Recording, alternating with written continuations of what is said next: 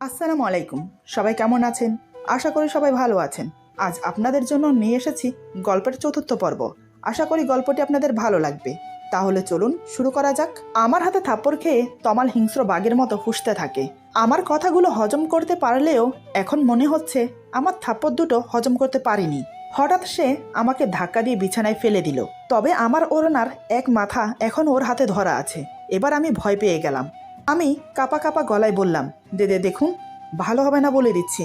আমি কথাগুলো শেষ করা মাত্রই ফাহিম রুমে এসে তমালের শার্টের কলার ধরে ঠাস করে দুটো থাপ্পড় লাগিয়ে দিল। এরপর শাশুড়িমা রুমে এসে বলে, ফাহিম, ওকে এক্ষুনি আমার বাড়ি থেকে বের করে দে। আপন বুঝে ঘরে কাল সাপ পুষেছি। তমাল বুঝতে পারলো ও ধরা পড়ে গেছে। তারপরও নিজেকে বাঁচাতে সে বলে, ভাইয়া, বিশ্বাস করো, আমি কিছু করিনি। তোমার বউ আমার কাছে এসেছে। ফাহিম আরও একটা তমালকে কষিয়ে থাপ্পড় মেরে বলে, ইভাকে আমি কয়েকদিন ধরে চিনলেও ওকে আমি ভালো করে জানি ও কেমন মেয়ে। অন্যের উস্কানিমূলক কথা শুনে বউকে অবিশ্বাস করব, এত বড় বোকামি আমি করব না। ইভাকে তুই আমাদের বাড়িতে প্রথম দিন এসে থেকেই উত্ত্যক্ত করা শুরু করেছিস, সেটা আমি প্রথম দিন থেকেই বুঝেছি। তারপরও কিছু বলিনি, কারণ আমি চেয়েছিলাম ইভা নিজে থেকে আমাকে সবকিছু ভরসা করে বলুক, কিন্তু সে বলেনি। অবশেষে ও আমাকে আজকে অফিস থেকে আসার পর তোর ব্যাপারে বলে। এরই মধ্যে মা বলে, শুধু তুই না, ইভা আমাকেও বলেছে, কিন্তু ও আমাকে বারণ করেছে কিছু বলতে, যাতে ওকে হাতে নাতে ধরতে পারি। তমাল নিজেকে বাঁচাতে আবার বলে, তোমরা আমাকে মিথ্যে অপবাদ দিচ্ছ। বিশ্বাস করো, আমি ভাবির সাথে তেমন কিছুই করিনি। ফাহিম বলে, করবি কি করে শুনি? তুই খারাপ কিছু করার আগেই তোর খারাপ উদ্দেশ্য ধরতে পেরেছি। সকালে ডাইনিং টেবিলে ওর পায়ের উপর তুই পা রেখেছিস বলেই ও তোকে লাথি মেরেছে। সেই রাগ পুষে রেখেছিস তুই। কখন ওকে একা পাবি সে অপেক্ষায় ছিলি। আর আজকে যখন ইভা আমাকে সব বলে দিয়েছে, তাই আমি বলেছি এক গ্লাস পানি নিয়ে তোর রুমে আসতে, কারণ এই সুযোগ তুই কখনোই হাতছাড়া করবি না। তাই হলো, তুই ইভাকে নিজের রুমে একা পেয়ে তোর রাগ মেটাতে চাইলি, এবং আমিও তোর আসল রূপ দেখার জন্য বাহিরে অপেক্ষা করেছিলাম। তমাল বলে, বাহ বাহ বাহ, আমার থেকে দেখি তুমি বেশি পাকা খেলোয়াড়। আমাকে যে এতক্ষণ এত জ্ঞান দিলে, তাহলে তুমি কেন প্রথম ভালোবাসা ভুলে এই মেয়েকে নিয়ে আছো? এত সহজে সব ভুলে, পুরনো ভালোবাসা ভুলে কয়েকদিনের চেনা এই মেয়েটা তোমার কাছে আপন হয়ে গেল? এতক্ষণ চুপ করে থাকলেও আমি এবার আর চুপ থাকতে পারলাম না। স্বামীর অপমান কোনো মেয়ে সহ করে না। তাই আমি বললাম, এই মানুষটা তার ভালোবাসার মানুষকে ঠকিয়ে আমাকে নিয়ে থাকছে না। এমনকি এক মুহূর্তের জন্য ঈশা আপুকে ভুলেনি। তার ভাগ্যে ভালোবাসার মানুষ বেশি দিন ছিল না। শুধুমাত্র তার বাচ্চাদের জন্য আমাকে বউ করে এই বাড়িতে এনেছে। তাই বলে আমার স্বামীকে যে কেউ এসে অপমান করবে, সেটা আমি সহ করব না। তবে একটা কথা মনে রেখো, আমার স্বামীর নামে আরেকটা খারাপ কথা বললে জিভ টেনে ছিঁড়ে ফেলবো। ততক্ষণে শাশুড়ি মা তমালের সব ব্যাগ গুছিয়ে এনে ওর গায়ে ছুঁড়ে মেরে বলে, আমার বাড়ি থেকে বের হ। তারপর ফাহিম দরজা খুলে ওকে ঘাড় ধাক্কা দিয়ে বের করে দিল। মা নিজের রুমে চলে গেল। রাতে কারো খাওয়া হলো না। ফাহিম রুমে এসে বারান্দায় গিয়ে সিগারেট টানতে শুরু করে। তমালের কথায় কষ্ট পেয়েছে সেটা খুব ভালোভাবে বুঝেছি। সিগারেটের গন্ধে বাচ্চাদের কষ্ট হবে, তাই ওদের মায়ের রুমে দিয়ে এসে ফাহিমকে বললাম, নিজেকে এত কষ্ট দিয়ে কি লাভ হয় বলুন তো? আপনার যে দুটি মেয়ে আছে সেটি ভুলে যান কেন? ওদের নিয়ে সময় কাটান, দেখবেন তাতে আপনার কষ্ট কমে যাবে। ফাহিম আমার কথার উত্তর না দিয়ে প্যাকেট থেকে আবার একটা সিগারেট বের করে জ্বালালো। আমি আবার বললাম, আমার কোনো ভুল হয়ে থাকলে আমাকে ক্ষমা করে দেন বা আমাকে শাস্তি দেন, তাতে আমার কোনো আপত্তি নেই। তবুও নিজের ক্ষতি করবেন না। আমি, মা, মাহিরা, মাইশা, সবার ভরসা আপনি। আপনাকে কষ্টে থাকতে দেখলে আমাদের কষ্ট হয়, সেটা কি বোঝেন? আমার কথা শুনে ফাহিম বলে, তুমি অনেক ভালো মেয়ে, কিন্তু তোমাকে আমার মনে হয়তো কখনো জায়গা দিতে পারবো না। একটা সময় তোমার মনে হবে তুমি আমাকে ছেড়ে চলে যাবে। তখন কি সত্যিই তুমি চলে যাবে? আমি বললাম, দুজন মানুষ এক ছাদের নিচে বসবাস করলে তাদের মধ্যে ভালোবাসা হবেই, তাই চলে যাওয়ার কোনো প্রশ্ন আসে না। ফাহিম বলে, আমার ভালোবাসার কথা বাদ দাও, মাহিরা, মাইশা কি তোমাকে মেনে নিতে পারবে? আমি বললাম, যদি কখনো আমার মেয়েরা আমাকে চলে যেতে বলে, নয়তোবা ওদের মায়ের অভাব পূরণ করতে না পারি, তাহলে সত্যি চলে যাব, কিন্তু আপনি চলে যেতে বললে যাব না। ফাহিম বলে, তোমার কথাটা আমি ঠিক বিশ্বাস করতে পারছি। ওদিকে ফাহিম বারান্দা থেকে রুমে এসে অনেকক্ষণ ধরে অপেক্ষা করে আছে আমাদের জন্য। যখন দেখলো আমরা আসছি না, তখন সে ভাবনায় পড়ে গেল। কি ব্যাপার, ইভা বাচ্চাদের নিয়ে এখনো আসছে না কেন? কোনো উপায় না পেয়ে ফাহিম রুম থেকে বেরিয়ে বাসার অন্য রুমগুলো খুঁজে দেখে, সেখানে আমি আবার ঘুমাইনি তো। সব জায়গা চেক করে অবশেষে মায়ের রুমের কাছে আসে। এসে দেখে মায়ের রুমের দরজা একটু খুলে রাখা আছে, আর একটু একটু করে কথা শোনা যাচ্ছে। ফাহিম বলে, তাহলে কি ইভা মায়ের রুমে আছে? এই বলে ফাহিম দরজার কাছে এসে বলে, মা তুমি কি ঘুমিয়েছ? মা বলে, না, ভেতরে আয়। ফাহিম রুমের ভেতরে এসে বলে, ওরা কি তোমার কাছে ঘুমোবে? মা বলে, হ্যাঁ, অনেক রাত হয়েছে, তুইও রুমে গিয়ে ঘুমা। মায়ের কথা শুনে চোখ লাল লাল করে আমার দিকে তাকিয়ে বলে, এই বলে রুম থেকে বেরিয়ে হন হন করে উপরে চলে গেল। আমি বেশ বুঝতে পারলাম বেজায় রেগে আছে আমার উপর। থাকুক রেগে, তাতে আমার কি? আমি কিন্তু ঘুমাইনি, কেন জানি না ঘুম আসছে না। আজকে রাতে যে ফাহিমেরও ঠিকমতো ঘুম হবে না সেটা খুব ভালো করে জানি, তাও মায়ের রুমে ঘুমালাম। সকাল সকাল উঠে ব্যাগ গুছিয়েছি, বাচ্চাদের খাইয়ে দিয়ে রেডি করে মায়ের কাছে রেখে এসে নিজে রেডি হওয়ার জন্য রুমে গিয়ে দেখি ফাহিম রুমে নেই, হয়তো ওয়াশরুমে গিয়েছে। এদিকে ড্রেসিং টেবিলের উপর হেজাব বাঁধার পিন রেখেছিলাম, কিন্তু সেটা এখন খুঁজে পাচ্ছি না, জানি না কোথায় গেছে। তার জন্য হেজাব পরা হলো না, তাই ওড়না ভালো করে মাথায় পেঁচিয়ে নিয়েছি। ফাহিম ওয়াশরুম থেকে বেরিয়ে আমার দিকে তাকিয়ে বলে, এরকম ওড়না পেঁচিয়ে রেখেছো কেন? হেজাব পরো। আমি বললাম, পরবো না। ফাহিম বলে, কেন পরবে না? আমি বললাম, হেজাব বাঁধার জন্য যেসব পিন লাগে সেগুলো খুঁজে পাচ্ছি না। ফাহিম বলে, ওগুলো তো আমি ফেলে দিয়েছি, এমনভাবে আমার হাতে ঢুকে গিয়েছিল যে রক্ত বের হয়েছে। আমি বললাম, হবেই তো, পারেন তো শুধু সিংহর মতো গর্জন করতে, আর কিছু পারেন নাকি? ফাহিম রেগে গিয়ে বলে, কি আমি সিংহ? তাহলে তোমাকে এক্ষুনি ছিঁড়ে খাবলে খাবো। আমি বললাম, আহা, রেগে যাচ্ছেন কেন? আমি কি সেটা বলেছি নাকি? ফাহিম বলে, তোমার উপর এমনিতেও মাথা গরম আছে, এখন নতুন করে মাথা গরম করো না। আমি বললাম, কেন, আমি কি করেছি?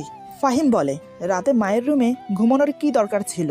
জানো না আমার মেয়েদের ছাড়া ঘুম হয় না? আমি বললাম, অধিকার খাটিয়ে মেয়ে বউকে নিয়ে আসতেন, তাহলেই তো হতো। এর কোনো উত্তর ফাহিমের কাছে নেই, তাই সে কথা ঘোরানোর জন্য বলে, আমাদের রওনা দিতে দেরি হয়ে যাচ্ছে কিন্তু। আমি বললাম, জানি তো, উচিত কথা বললে কথার উত্তর থাকে না। আমি আর কথা না বাড়িয়ে রুম থেকে বেরিয়ে গেলাম। তারপর মা আর মেয়েদের নিয়ে গাড়িতে বসলাম। ফাহিমের পাশের সিটে আমি বসেছি। শাশুড়ি মাকে বলেছিলাম সামনে বসার জন্য, কিন্তু তিনি এক কথায় না করে দিলেন। মা বলে, তুমি সামনে বসো, আমি বাচ্চাদের নিয়ে পেছনে বসছি। মায়ের কি উদ্দেশ্য আমি সেটা খুব ভালো করেই জানি। মা তো আর জানে না তার ছেলে খুবই একরোখা, মচকাবে কিন্তু ভাঙবে না। যাই হোক, আমরা বসার পর ফাহিম গাড়ি স্টার্ট করে দিল। প্রায় আধা ঘন্টা পর আমরা সবাই আমাদের বাড়িতে পৌঁছালাম। এতদিন পর নিজের চিরচেনা বাড়িতে এসে এত বেশি ভালো লাগছে যে যা বলে বোঝাতে পারবো না। কিন্তু ভয় ছিল ফাহিমকে নিয়ে, সে যদি নিজের বাড়ির মতো সেরকম আচরণ আমার সাথে এখানে করে তাহলে আমার মান সম্মান থাকবে না। ভেবেছিলাম আড়ালে নিয়ে গিয়ে বলবো, যাতে আমার মা বাবা বুঝতে না পারে তার সাথে আমার সম্পর্ক ভালো নেই, কিন্তু সেই সুযোগটা পেলামই না। তবে আমাকে অবাক করে দিয়ে ফাহিম সবার সাথে মানিয়ে নিয়েছে, কেউ বলতেই পারবে না তার সাথে আমার স্বামী স্ত্রীর সম্পর্ক নেই। মনে মনে খুব খুশি হলাম ওনার আচরণ দেখে, অন্তত আমার সম্মানটুকু রেখেছে।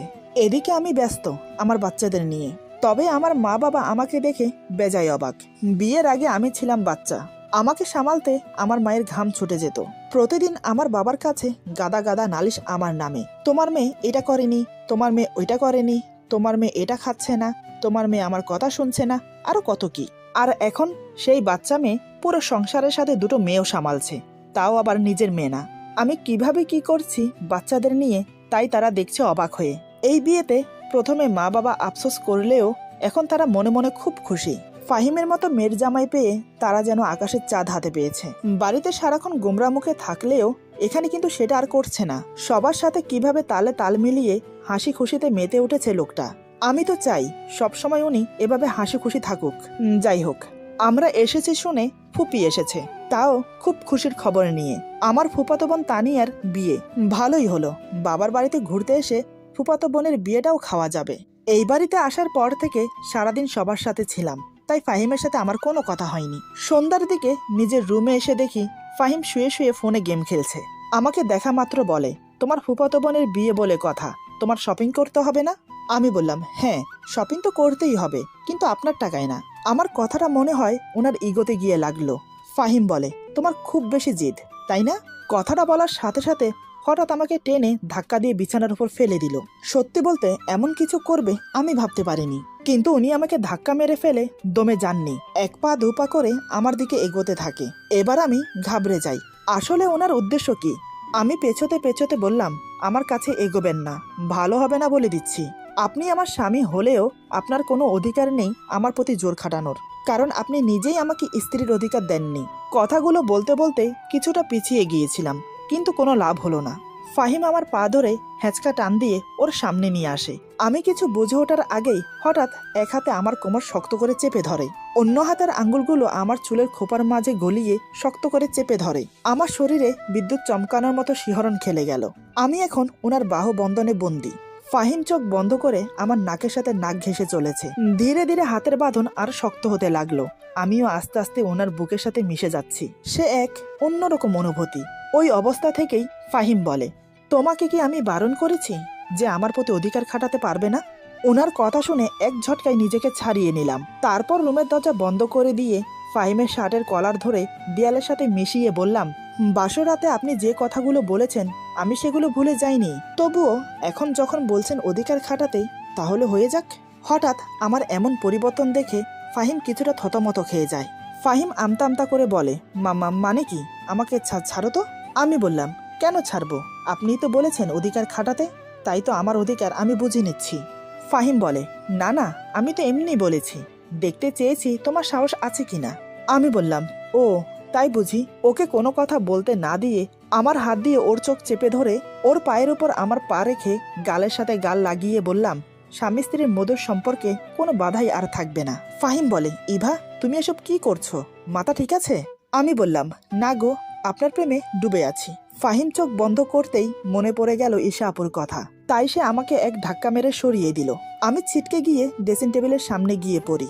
নিজেকে কোনোভাবে সামলে সোজা হয়ে দাঁড়াই। ফাহিম রাগে গজগজ করতে করতে বলে, বাপের বাড়িতে এসেছো বলে কি যা ইচ্ছে হয় তাই করবে নাকি? নিজেকে কি মনে করো? তুমি আমার উপর ঢলে পড়লে আমি নিজেকে কন্ট্রোল করতে পারবো না, আর সেই সুযোগটা কাজে লাগিয়ে তুমি আমার প্রতি স্বামীর অধিকার খাটাবে কি, তাই তো? উনার কথা শুনে এবার আমার রাগটা মাথায় চড়ে বসলো। উনাকে আর কথা বলতে না দিয়ে আমি বললাম, ব্যাস থামুন। আপনি কি মনে করেছেন আপনার প্রেমে হাবুডুবো খাচ্ছি আমি? আপনাকে ভালোবাসা আমার পক্ষেও কখনো সম্ভব না। শুধুমাত্র আপনি বললেন যে অধিকার খাটাতে, তাই এসব করেছি। কিন্তু দেখলেন তো, যে অধিকার দেয় না তার প্রতি অধিকার খাটাতে গেলে উল্টো আঘাত পেতে হয়। তাই আপনাকে আমিও বলে রাখি, আমার প্রতি কোনো অধিকার খাটাবেন না। আমার কথাগুলো শুনে ফাহিম প্রচুর রেগে যায়। এখন যদি ওদের বাড়িতে এমনটা হতো, হয়তো এতক্ষণে কানের নিচে একটা লাগিয়ে দিত। আমার বাবার বাড়ি বলে বেঁচে গিয়েছে। ফাহিম আর দাঁড়ালো না, দরজায় একটা লাথি মেরে বাহিরে চলে গেল। আমিও নিজেকে স্বাভাবিক করে সবার সাথে গল্প করতে লাগলাম, যদিও তখন ফাহিম বাসায় ছিল না। এদিকে শাশুড়ি মা সারাদিন মাহির আর মাইশাকে তার কাছে রেখেছে, কিন্তু রাতে ওদের ছাড়া আমার ঘুম আসবে না। তাই আমি মায়ের রুমে গিয়ে দেখি ওরা দুজন কান্না করছে। আমি সাথে সাথে ওদের কোলে নিয়ে দেখি গা হালকা গরম, মনে হয় জ্বর আসছে। আমি চিন্তিত মুখ নিয়ে মায়ের দিকে তাকিয়ে বললাম, মা ওদের গা তো গরম, মনে হয় জ্বর আসছে। মা বলে, হ্যাঁ তাই তো দেখলাম, তোমাকে বলবো বলে ভেবেছিলাম, কিন্তু তুমি সবার সাথে ছিলে তাই আর বলা হয়নি। আমি বললাম, মা আপনি এটা একদম ঠিক করেননি, আমার মেয়েরা আমার কাছে সবার আগে। আমার কথা শুনে মা বলে, তোমার যে পরিস্থিতিতে বিয়ে হয়েছে সেখানে তুমি বাচ্চাদের নিয়ে এত ভাবো? আমি বললাম, আমি ওদের মা, এটাই বড় সত্যি, আর কিছু না। মা বলে, আমার ভুল হয়ে গেছে, তুমি ওদের নিয়ে বসো, আমি গিয়ে ফাহিমকে বলি ওষুধ নিয়ে আসতে। মা গিয়ে ফাহিমকে বলল ওষুধ নিয়ে আসতে, কিন্তু এত রাতে ফার্মেসি বন্ধ, তাই ওষুধ আনতে পারিনি। এদিকে বাচ্চাদের বিছানায় শুয়ে দিলেই কান্না করে, তাই আমি মাহিরাকে কোলে রেখেছি আর মা মাইশাকে কোলে রেখেছে। মা সারাদিন অনেক কষ্ট করেছে দেখে ফাহিম মাইশাকে কোলে নিয়ে মাকে ঘুমোতে পাঠালো। মা চলে যাওয়ার পর দুজনে চুপ করে বসে আছি। অনেকক্ষণ পরে নীরবতা ভেঙে ফাহিম বলে, এই একটা কথা বলবো? আমি বললাম, বলুন। ফাহিম বলে, আসলে সন্ধ্যার সময়ের ঘটনাটা। আমি ওনাকে থামিয়ে দিয়ে বললাম, ওসব নিয়ে কিছু শুনতে চাই না। ফাহিম বলে, রাগ করেছো তাই না? আমি বললাম, রাগ করবো কেন? আপনার সাথে কি আমার রাগ অভিমানের সম্পর্ক নাকি? ফাহিম বলে, সরি। আমি বললাম, সরি বলার দরকার নেই। ফাহিম বলে, তুমি তো জানো প্রথম ভালোবাসা ভুলে যাওয়া সম্ভব না, আবার যদি সে অকালে চলে যায় তাহলে বোঝো কতটা কষ্ট পেতে হয়। আমি বললাম, বুঝেছি, তানিয়ার বিয়েতে আমাদের যাওয়ার দরকার নেই, এখানে 2 দিন থেকে বাসায় চলে যাব। ফাহিম বলে, কেন যাবে না? তুমি না গেলে তানিয়ার খারাপ লাগবে তো। আমি বললাম, আমার মেয়েদের থেকে কারোর বিয়েতে যাওয়া বেশি গুরুত্বপূর্ণ না। ফাহিম বলে, আমার উপর রাগ করে এরকম সিদ্ধান্ত নিয়েছো? আমি বললাম, মোটেও না, আমার মেয়েদের ভালোর জন্য আমি সবকিছু করতে পারি, কেউ পাশে থাক বা না থাক, আমার মেয়েরা আমার পাশে সব সময় থাকবে, এটা আমার বিশ্বাস। ফাহিম বলে, আচ্ছা ঠিক আছে, তুমি যা বলবে তাই হবে। ফাহিম আমার সাথে আর কোনো কথা বাড়ালো না। আমিও কোনো কথা বললাম না। মেয়ে দুটো অসুস্থ হওয়ার কারণে সারা রাত ঘুমোতে পারিনি। সকালে ওষুধ খাওয়ানোর পরে বাচ্চাদের জ্বর কমে যায়। 2 দিন আমাদের বাড়িতে থেকে শ্বশুর বাড়িতে চলে এলাম। এই 2 দিন ফাহিমের সাথে প্রয়োজন ছাড়া তেমন কোনো কথা বলিনি। আসলে ওনার থেকে দূরত্ব বজায় রাখার চেষ্টা করছি, তাই কম কথা বলে এড়িয়ে যাওয়াই ভালো। এভাবে প্রায় বেশ কয়েকদিন কেটে গেল। একদিন মায়ের কাছে শুনলাম ফাহিমের ভাই রিফাত পড়াশোনা শেষ করে আজকে নাকি দেশে ফিরছে, সেজন্য অনেক রান্নাবান্না করতে হয়েছে। রিফাত পড়াশোনার সূত্রে লন্ডনে থাকতো। দুপুরের রান্না শেষ করে ওর জন্য আমরা ওয়েট করছি। দুপুর ঠিক 1:30টার সময় কলিং বেলের শব্দ শুনে মা গিয়ে দরজা খুলে দেখে রিফাত এসেছে, সাথে করে একটা মেয়েকেও নিয়ে এসেছে। রিফাত মায়ের পায়ে সালাম করে বলে, সরি মা, তোমাদের না জানিয়ে বিয়ে করেছি, আমাদেরকে ক্ষমা করে মেনে নাও। রিফাতের মুখে এই কথা শুনে মা খুব কষ্ট পায়। মা বলে, তোর কি একটাবার আমাদের জানানোর দরকার ছিল না বল? রিফাত কিছু বলতে যাবে, তার আগেই মেয়েটি পাশ থেকে বলে, রিফাত আমাকে বলে দাও আমরা কোন রুমে থাকবো, আমার অনেক মাথা ব্যথা করছে, কাউকে বলো আমার জন্য চা বানিয়ে রুমে নিয়ে আসতে। তখন কিন্তু ফাহিম ছিল না, সে রুমে আছে বাচ্চাদের কাছে। আমি শাশুড়ি মায়ের পাশে দাঁড়িয়ে আছি। মেয়েটির কথা শুনে আমিও বেশ অবাক হলাম, তবে কিছু না বলে চুপচাপ দাঁড়িয়ে আছি। কিন্তু মা মেয়েটির কথা শুনে রেগে মেগে আগুন হয়ে গেল। মা রিফাতকে উদ্দেশ্য করে বলে, তোর বউয়ের সাহস তো কম না, আমার বাড়িতে আসতে না আসতেই চা বানাতে হুকুম করে। মায়ের কথার উত্তরে মেয়েটি বলে, আপনি বোধহয় আমার শাশুড়ি মা, তাই না? তাহলে উনি তো আমার জন্য চা বানাতে পারে। মেয়েটি আমাকে উদ্দেশ্য করে বলে। ওর কথা শুনে আমি আরো বেশি অবাক হলাম। দেবরের বউ প্রথম দিন শ্বশুর বাড়িতে এসে আমাকে হুকুম করলো তার জন্য চা বানিয়ে তার রুমে দিয়ে আসতে। তবে আমি কিছু বলতে পারিনি, কারণ আমার স্বামীর প্রতি আমার কোনো অধিকার নেই। সেখানে তাদের বাড়ির কারোর সাথে জোর গলায় কথা বলা আমার জন্য মানায় না। এদিকে শাশুড়ি মা রেগে আছে, কারণ রিফাত কাউকে কিছু না জানিয়ে বিয়ে করেছে। ফাহিমও ভেবেছিল ছোট ভাইয়ের বিয়ে ধুমধাম করে দেবে, সেটা হয়নি বলে মায়ের মন খারাপ লাগছে। এদিকে আবার রিফাতের বউয়ের প্রথম দিনের আচার আচরণ শুনে রেগে আছে, কিন্তু আমার নেই কোনো রাগ, নেই কোনো অধিকার। তাই চা বানিয়ে নিয়ে রিফাতের রুমের দরজায় নক করতেই ওর বউ দরজা খুলে চায়ের কাপ হাতে নিয়ে দরজা লাগিয়ে দিল আমার মুখের উপর। মনে মনে খুব কষ্ট পেলাম, কিন্তু কিছু বললাম না। বাচ্চাদের জন্য দুধ গরম করে রুমে নিয়ে গেলাম। ফাহিম ঘুমোচ্ছে, সাথে বাচ্চারাও ঘুমোচ্ছে। দুপুরে এখনো পর্যন্ত কারো খাওয়া হয়নি, তাই আমি ফাহিমকে ডাক দিলাম, এই যে শুনছেন, উঠে পড়ুন, দুপুর হয়ে গেছে, খাবেন না? ফাহিম বলে, আমি ঘুমোচ্ছি না, সব শুনছি। আমি বললাম, তাহলে উঠে পড়ুন। ফাহিম বলে, মা কি খেয়েছে? আমি বললাম, না, রুমের দরজা বন্ধ করে রেখেছে। ফাহিম বলে, রিফাত হঠাৎ করে বিয়ে করেছে, এটা মা মেনে নিতে পারেনি। আমি বললাম, কিন্তু এখন তো বিয়ে হয়ে গেছে, তাহলে মেনে না নেওয়ার কোনো কারণ নেই, ওরা সুখে থাকলে আর কি চাই। ফাহিম বলে, হ্যাঁ তুমি ঠিকই বলেছ, মাকে একটু বোঝাতে হবে। আমি বললাম, আপনি গিয়ে মায়ের সাথে কথা বলুন। ফাহিম বলে, হ্যাঁ যাচ্ছি, তুমি বরং টেবিলে খাবার দাও। এই বলে ফাহিম মায়ের সাথে কথা বলতে গেল। আমিও আমার মেয়েদের খাইয়ে দিচ্ছি। আমার মেয়েরা এত লক্ষ্মী যে খাওয়ার সময় আমাকে জ্বালায় না, ঘুমন্ত অবস্থায়ও খেয়ে নেয়। ফাহিম মাকে বুঝিয়ে শুনিয়ে খেতে নিয়ে এসেছে। রিফাত প্লেটে খাবার বেড়ে রুমে নিয়ে যাচ্ছে দেখে মা বলে, এ কি, তুই রুমে খাবার নিয়ে যাচ্ছিস কেন? আমাদের সাথে বসে খা, আর তোর বউকে ডেকে নিয়ে আয়। রিফাত বলে, মা ও সবার সামনে বসে খেতে কমফোর্টেবল ফিল করবে না, তাই রুমে খাবার নিয়ে যাচ্ছি। মা বলে, তোর বউকে খাবার খেতে হলে আমাদের সাথে বসে খেতে হবে, কথাটা তাকে বুঝিয়ে দিস। রিফাত আর কোনো কথা না বলে চলে গেল। ফাহিম মাকে বলে, মা তুমি ওদের বিয়েটা মেনে নাও, এখন আর রাগ করে থেকো না। মা বলে, আমার রাগ হচ্ছে ওর বউয়ের চালচলন আর কথাবার্তা দেখে। আজকে এসেই ইভাকে চা বানানোর জন্য বলে, তাহলে ভাবতে পারিস মেয়েটা কেমন। ফাহিম বলে, থাক না মা, সবাই এক হয় না। মা বলে, আমি ভালোর সঙ্গে ভালো, খারাপের সঙ্গে খারাপ, তাতে যদি এই বাড়ি ছেড়ে চলে যায় তাহলে চলে যাক। আমাদের কথার মাঝেই রিফাতের বউ একটা টি শার্ট আর প্যান্ট পরে এসেছে। মা চেয়ারে বসা থেকে উঠে দাঁড়িয়ে বলে, এই মেয়ে, তুমি এসব কি পরেছ? শাশুড়ি ভাসুরের সামনে এসব পরে কেউ আসে? মেয়েটি বলে, এক্সকিউজ, আমার নাম রিনি। এই মেয়ে, এটা আবার কোন ধরনের কথা? আর শুনুন, আমি বিদেশে থেকেছি, তাদের কালচারের সাথে আমি অভ্যস্ত। মা বলে, আমার বাড়িতে কিন্তু এসব চলবে না, ভদ্রভাবে থাকতে হবে। এই যে আমার বড় বউকে দেখছো, তার মতো করে। মা আমাকে দেখিয়ে কথাটা বলে। রিনি বলে, আমি কেন ওনার মতো হব? উনি একজন বিবাহিত পুরুষকে বিয়ে করেছে, আমি তো তা করিনি। কারো সঙ্গে আমার তুলনা করবেন না। আর হ্যাঁ রিফাত, তোমাকে না বলেছি আমার খাবার আমার রুমে দিয়ে এসো? এই বলে রিনি রুমে চলে গেল। ওর পেছন পেছন রিফাতও চলে গেল। মা খাওয়া ছেড়ে উঠে নিজের রুমে গেল। আজকে কারো খাওয়া হবে না, বুঝে গেছি। ফাহিমও আদা খাওয়াতে হাত ধুয়ে উঠে গেল। তাই আমিও সবকিছু গুছিয়ে পরিষ্কার করে 1 কাপ চা বানিয়ে নিয়ে বারান্দায় গিয়ে বসি।